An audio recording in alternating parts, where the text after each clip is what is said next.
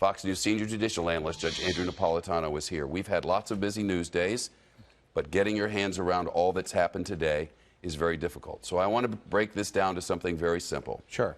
The president admits that on a phone call with the president of Ukraine, he requested that the president of Ukraine investigate his 2020 political rival, Joe Biden. Is that a crime? It is a crime for the president to solicit aid for his campaign from a foreign government.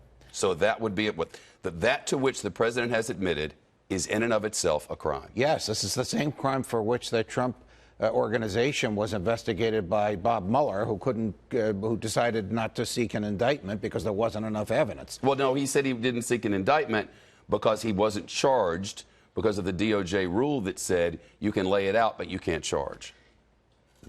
That's on the obstruction of justice. On whether or not there was a conspiracy between the Russians and the Trump campaign, he said there's some evidence, but not enough to indict. It's the same crime, an agreement or a solicitation for assistance for an American campaign regulated by the Federal Election Commission, where you are seeking the assistance from a foreign government. That's the crime.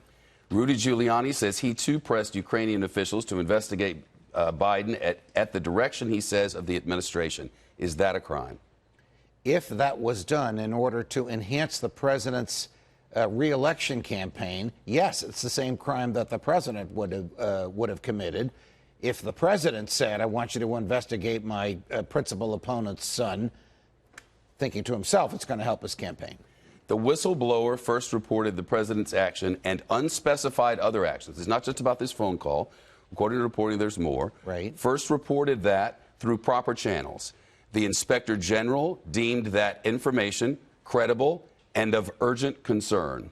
Rather than take that complaint to the Congress, the inspector general went to the administration for guidance, and the administration blocked its transfer to the Congress. Is that a problem legally? Yes, the administration is on very, very thin ice on the grounds on which it blocked it for two reasons. One, the statute says the inspector general, if he finds the complaint to be credible and urgent, shall, not may, shall share it with the Gang of Eight. The Gang of Eight is the bipartisan leadership of both houses of Congress and the bipartisan leadership of both intelligence committees, the one in the House and the one in the Senate. He didn't do that.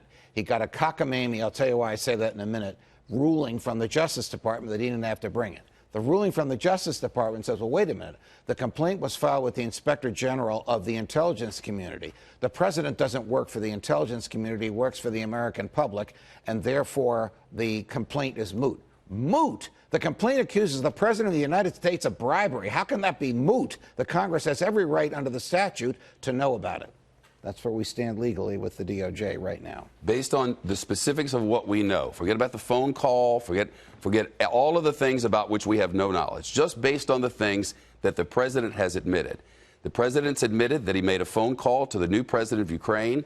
The president has admitted that he had discussions about investigating his upcoming 2020 presidential rival.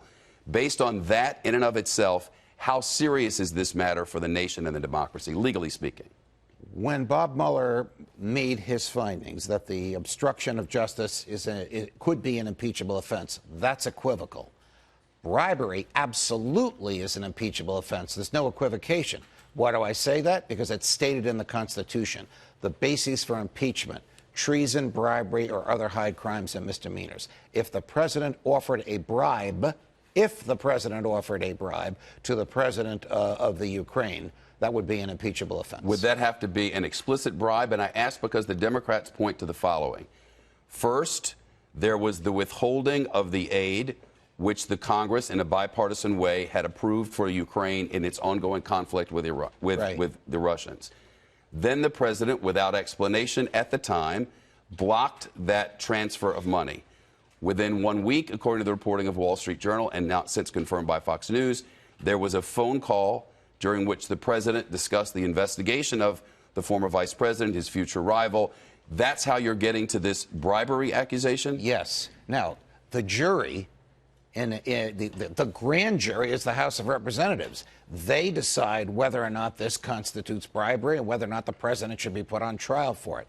The trial jury is the Senate. They also would decide whether or not this constitutes bribery. What words did the president use? Did the president use code words, as one of his former lawyers said he often does when he knows others are listening to his conversations? Did the recipient of those words understand them to be code words? The conversation that President Zelensky had with Senator Chris Murphy of Connecticut will come into this, because Chris Murphy of Connecticut said, please don't do what the president asked you to do. And according to Senator Murphy, President Zelensky said, don't worry, we're not going to do it. Often it's very difficult to see the forest for the trees.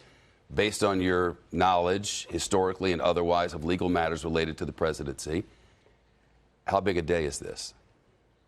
Perhaps it's monumental in terms of where we're going to go from here. We'll know about that when we hear from Mrs. Pelosi in a little bit.